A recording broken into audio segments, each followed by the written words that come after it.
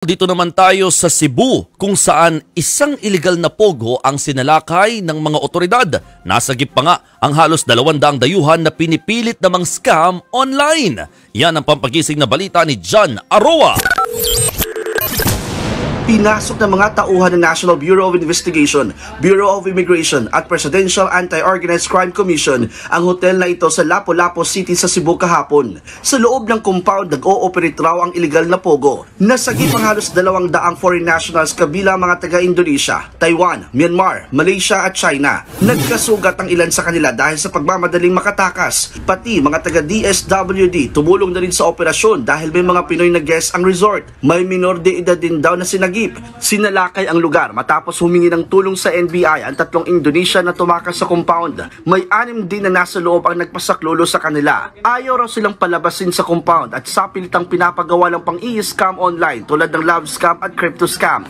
Nakumpiska mga computer at gadget na ginamit raw sa illegal na aktibidad.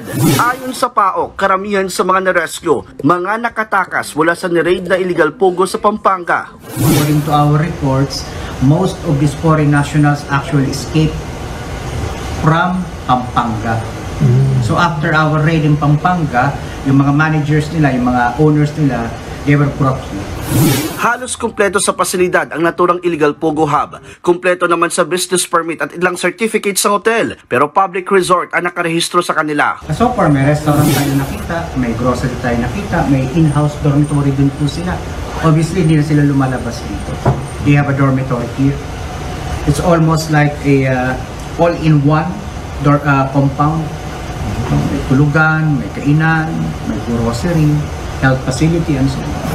Pagmamayari umano ang naturang resort ng isang Shoshi Zhao na hinihinalang operator ng illegal pogo hub. Ito ang kauna-unahang beses na may nahuling illegal pogo sa Cebu. Taliwas sa unang nai-report ng ilang mga lokal na opisyal na walang pogo sa probinsya. This is 100% an illegal pogo. Illegal po ito kasi wala pong pogo na may lisensya dito sa Cebu Province. Zero. Ito ang first time namin sa PAOK dito sa Cebu Province.